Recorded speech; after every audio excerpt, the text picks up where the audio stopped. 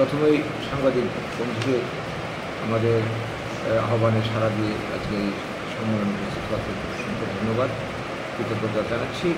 আজকে আমাদের সাংবাদিক সম্মেলনের যে মুখ্য বিষয় সেটা হচ্ছে, আপনারা সবাই জানেন যে গন্ডাছড়াতে গত 7ই জুলাই থেকে শুরু করে 12ই জুলাই পর্যন্ত যে ম্যাসাকার হয়ে গেল বাঙালিদের উপর, একটা সামান্য বিষয়কে কেন্দ্র করে আনন্দমেলাতে একজন উপজাতি যুবক দুর্ঘটনাজনিত মানে বলতে পারি আমরা, একে কেন্দ্র করে দোষ চাপিয়ে দেওয়া হয়েছে গোটা বাঙালি জাতির উপর।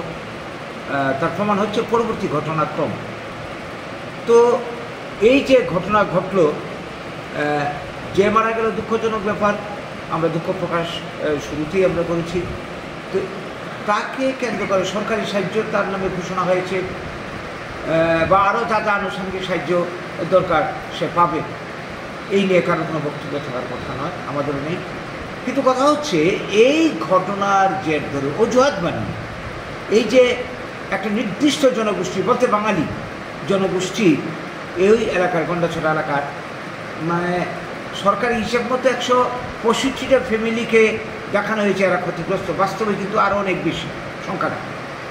তো বাড়িঘর জ্বালিয়ে দেওয়া, দোকানপাট লুট করা, স্থাপর অস্থাপর সম্পদ ধ্বংস করে দেওয়া, লুট করে নিয়ে যাওয়া, এবং তাদেরকে ভয়ভীতি দেখে এমন একটা ত্রাস সৃষ্টি করেছে যে পরিবেশ তৈরি করেছে গন্ডাছড়া এলাকাতে আগামী দিনে ওরা থাকতে পারবে কিনা আদৌ, এটি এখনও প্রশ্ন দেখা দিয়েছে।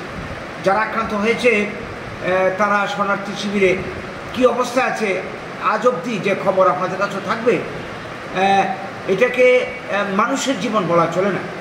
প্রয়োজনীয় বাঁচার যা দরকার তা তো পাচ্ছেই না, সেই সঙ্গে তারা এখান থেকে যে বেরিয়ে একটু কারোর সঙ্গে কথাবার্তা বলবে সেই সুযোগ দেওয়া হচ্ছে না। সেখানে বিরোধী দল থেকে শুরু করে সাংবাদিকদের পর্যন্ত ঘেঁষতে দেওয়া হচ্ছে আমাদের সঙ্গে, আমাদেরকেও যেতে দেওয়া হচ্ছে না, অনুমতি নিয়েও সেখানে যাওয়ার উপায় নেই। তো এই যে পরিস্থিতি, এটার অর্থটা কি? গভর্নমেন্ট, যেটা আপনারাও জানবেন, হয়তো খবর আছে, যেদিন ঘটনাটা ঘটে সেদিন স্থানীয় বিধায়িকা এবং কি বলবো এসডিএম সাহেব এবং এসডিপি থেকে শুরু করে প্রশাসনের যত উচ্চপদস্থ কর্মকর্তা উপস্থিত ছিলেন ঘটনার দিন, তাদের উপস্থিতিতে এই ঘটনা সংঘটিত হলো। এটা কি ইঙ্গিত করে? এটা আর তো আমরা বুঝতে পারি যে ওদের পেছনে হয়তো বা প্রচ্ছন্ন মদত রয়েছে, নইলে এটা কী করে ঘটতে পারে? তারপরে আজ অবধি যে বিষয়টা আমাদের কাছে সবচেয়ে আশ্চর্যের, যে মুখ্যমন্ত্রী আজ পর্যন্ত সেখানে যাননি। উনি কি এত ব্যস্ত? আমরা দেখতে পাচ্ছি পঞ্চায়েত ইলেকশন নিয়ে উনি এখানে সেখানে যাচ্ছেন। এত বড় একটা ঘটনা এই ত্রিপুরার মতো ছোট্ট রাজ্যে ঘটল, ওনার যাওয়ার সময় হয়ে উঠিনি আজ অবধি। এবং সেই সঙ্গে এই ঘটনায় যারা যুক্ত, মানে এই ঘটনা ঘটার আগেই এলাকার মানুষ একটা আন্দাজ করতে পেরেছিল এবং তারা প্রশাসনের দ্বারস্থ হয়েছিল, সাহায্য প্রার্থনা করেছিল, কোনো সাহায্য করা হয়নি।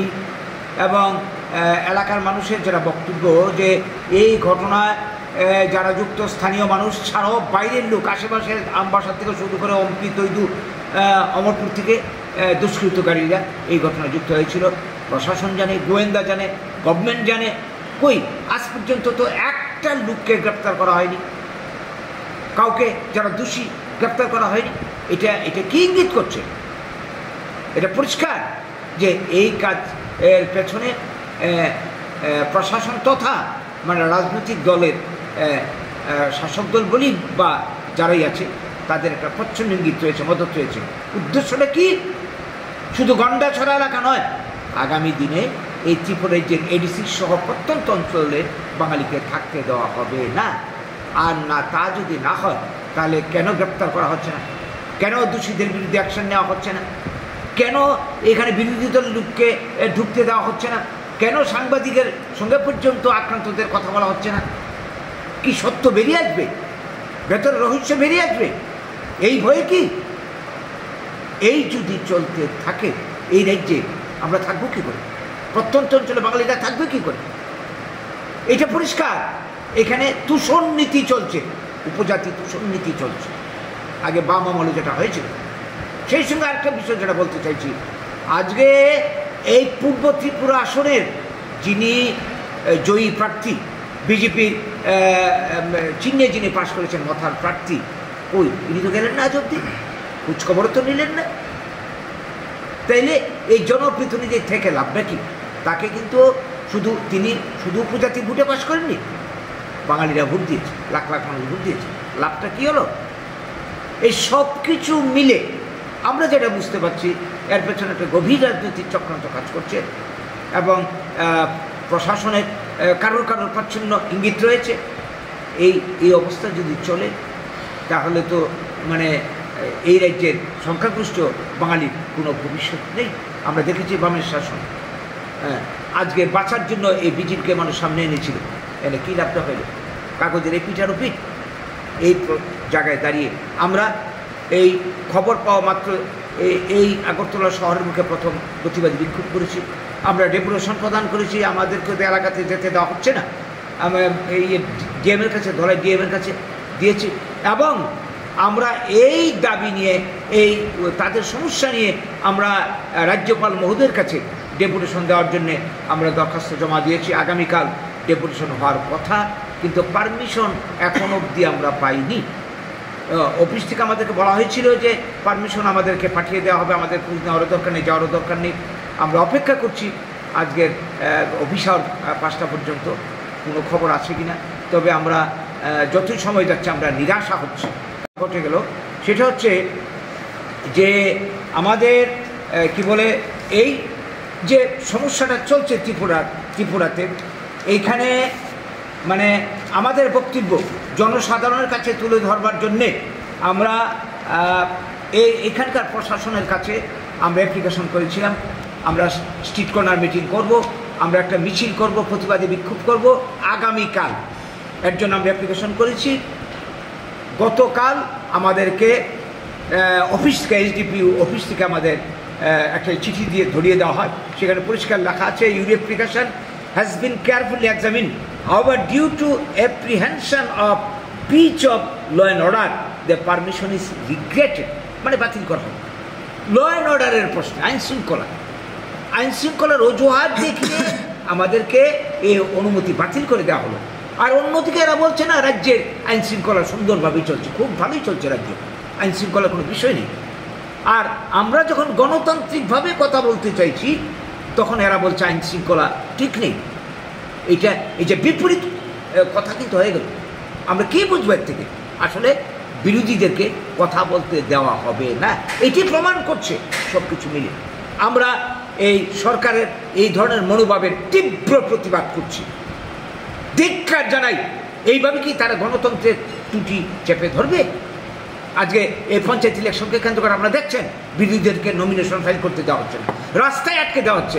একটা লোক খুন হয়ে গেল, অনেকে কি বলবো ক্যান্ডিডেট দিতে পারেনি। এই যে স্বৈরতন্ত্র, এটা চলতে থাকবে। এই অবস্থায় প্রয়োজনে হয়তো ভবিষ্যতে আমাদেরকে আইনের দ্বারস্থ হতে হবে, এরকম একটা সিচুয়েশন তৈরি হয়ে গেছে। আগামী দিনে আমরা দেখছি, অপেক্ষা করছি রাজ্যপাল মহোদয় আমাদেরকে কতটা সাড়া দেন। এই জায়গায় দাঁড়িয়ে আমাদের আজকের এই সাংবাদিক সম্মেলনে যেই বার্তাটুকু আমরা দিতে চাইছি গভর্নমেন্টের উদ্দেশ্যে, যে গভর্নমেন্ট যদি তার মনোভাবের পরিবর্তন না করে, উপজাতি তুষণ নীতি যদি পরিবর্তন না করে, তাহলে এই রাজ্যের সংখ্যাগরিষ্ঠ বাঙালি যাদেরকে নিয়ে আজকে ত্রিপুরাতে ওরা রাজনীতি করছে, মেনলি ওরা উপজাতি ভোটকে ফ্যাক্টর মনে করছে। এই রাজ্যের প্রত্যেকটা রাজনীতি দল উপজাতিরা 30%, whereas 70% বাঙালি ভোটকে কোনো ফ্যাক্টরি মনে করছে না। আজকে বাঙালিরা পিঠে দেওয়াল ঠেকে গেছে। যদি বাঙালিরা ঐক্যবদ্ধ হয়, ত্রিপুরার অবস্থাটা কী দাঁড়াবে? কাজেই সাবধান করে দিচ্ছি, এই মনোভাব পরিবর্তন করুক এবং মানুষের গণতান্ত্রিক অধিকার ফিরিয়ে দিক। এবং আজকের এই যে ম্যাসাকার, এইখানেই যাতে শেষ হয়, আগামী দিনে আর যাতে এটার মানে বিস্তার না হয় এবং যারা ক্ষতিগ্রস্ত হয়েছে তাদের যাতে পূর্ণ ক্ষতিপূরণ দেওয়া হয় তদন্ত সাপেক্ষে। আজকে আপনারা জানেন এই তাদের কথা মতো 165টা ফ্যামিলির জন্য 1,54,00,000 টাকা আর যে মারা গেল তার জন্য 60 লক্ষ টাকা আর কি বলে 6 লক্ষ টাকা ক্ষতিপূরণ দেওয়া হয়েছে, অথচ আমরা জানি কোটি কোটি টাকার সম্পদ ধ্বংস হয়েছে এলাকাতে। আমরা চাই সমস্ত ক্ষতিগ্রস্তরা পাবে। নিরাপত্তার জন্যে যে টিএসআর ক্যাম্প স্থাপন করা হোক এই প্রত্যন্ত অঞ্চলে গন্ডাছড়া শহর, এবং যারা প্রকৃত দোষী আমরা বিচার বিভাগীয় তদন্ত কমিশনের দাবি করছি, আমাদের দাবির মধ্যে রয়েছে বিচার বিভাগীয় তদন্ত কমিশন গঠন করে কারা দোষী তাদেরকে চিহ্নিত করতে হবে আগামী দিনে। আর নইলে কিন্তু আগামী দিনে ঘটনার পর ঘটনা ঘটতে থাকবে। সেই সঙ্গে বাঙালিদের যে নাগরিক অধিকার, সাংবিধানিক অধিকার এই রাজ্যে প্রতিষ্ঠা করতে হবে। এই বক্তব্য নিয়ে আমাদের আজকের সাংবাদিক সম্মেলন। আমরা এই বক্তব্য আপনাদের মাধ্যমে সরকারের কাছে তুলে ধরছি, এবং যারা বিপন্ন মানুষ গন্ডাছড়া শহর সর্বত্র তাদের উদ্দেশ্যে আমরা বলতে চাই আমরা তাদের পাশে রয়েছি। যে কোনো পরিস্থিতিতে আমরা তাদের জন্য যা করার আমরা করে যাব। এই জন্য এই রাজ্যের গণতন্ত্রপ্রিয় যারা রয়েছেন তাদেরও সহযোগিতা কামনা করছি। নমস্কার। আপনাদের প্রতিবাদ মিছিলটা কি করা হবে না? প্রতিবাদ মিছিলটা তো পারমিশন, যেভাবে এরা ল অ্যান্ড অর্ডারের প্রশ্ন তুলেছে, আর আজকাল জানেন যে নতুন যে পেনাল কোড যেটা তৈরি হয়েছে, নতুন যে অ্যামেন্ডমেন্ট হয়েছে, এটা এখানে তো এরা এমন বিধি, যতটা আমাদের কাছে খবর, প্রয়োজনে এরা 3 মাস পর্যন্ত আটকে দিতে পারে। এই ধরনের একটা চিন্তাভাবনা ওদের আছে। আর নইলে কেন, কী কারণে আগরতলা শহরটা তো এরা বলছে শান্তিপূর্ণ, তাহলে আমাদেরকে কেন দেওয়া হচ্ছে না? এর পেছনে একটা বদ উদ্দেশ্য আছে। কাজে আমরা ওদের পাতা ফাঁদে পা দিতে চাই না। আমরা লড়াই চলছে, আমরা থামছি না, আমরা সুযোগ খুঁজছি এবং আমরা প্রতিবাদ করে যাব।